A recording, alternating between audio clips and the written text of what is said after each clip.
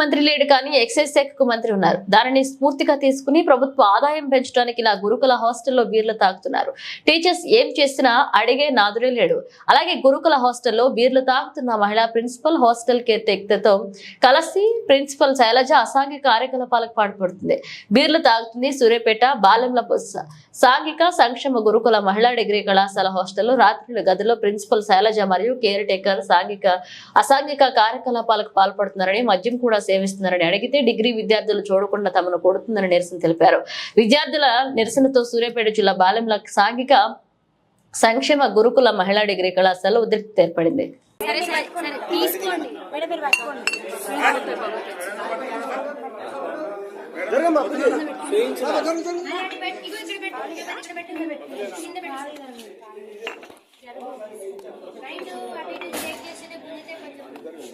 జరగమ్మా ఒకటే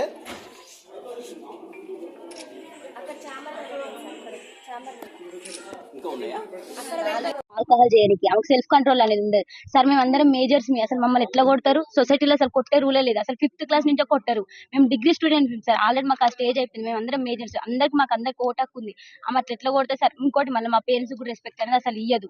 మా పేరెంట్స్ ఏం చేసి సార్ ఎట్లా పడితే అట్లా మాట్లాడతారు సార్. అసలు మా మేడంకి అసలు సెల్ఫ్ కంట్రోల్ అనేది లేదు సార్. మా మీద ఎగబడుతుంది. అంటే నైట్ టైం ఆల్కహాల్ చేసాం, మా మీద ఎగబడి మమ్మల్ని ఏమైనా చేస్తే మా పేరెంట్స్ సార్ ఆ బాధ. మా పేరెంట్స్ తో కూడా కరెక్ట్ గా మాట్లాడారు సార్. అసలు మాకు కరెక్ట్ గా కమ్యూనికేషన్ అనేది ఉండదు సార్. మీరు ఆల్కహాల్ ఏసీటీ మేడం ఆమెకు బాగా సపోర్ట్ సార్. మేము నైటే పట్టుకున్నాం, అందుకనే ఇంత దాకా రావాల్సి వచ్చింది సార్. డిమాండ్స్ ఏందమ్మా? మాకు మెయిన్ మా ప్రిన్సిపల్ మేడం వద్దు, ఏసీటీ మేడం కూడా సస్పెండ్ చేయాలి అంతే. మాకు ప్రిన్సిపల్ మేడం అవి ఉన్నాయి కూడా దొరికినాయి బీర్ బాటిల్స్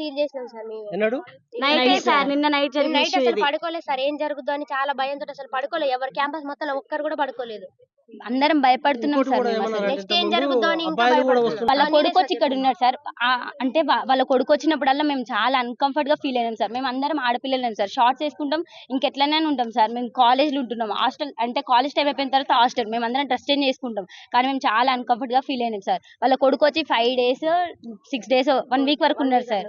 అట్లా ఎట్లుంటారు సార్? అసలు అది రూల్ ప్రకారం ఉండొచ్చా సార్? బయట కూర్చుంటే మమ్మల్ని బయటికి రావద్దనే సార్. 3 years 4 years అయితే ఓకే సార్. కానీ మా ఏజ్ పర్సన్ అట్లా ఎట్లుంటారు సార్ హాస్టల్లో? అమ్మాయిలు అసలు ఇది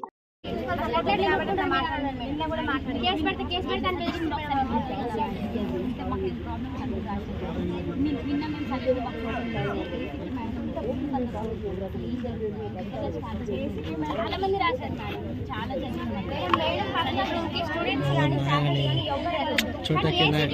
ఏం పని అసలు ఎందుకు వెళ్తారు?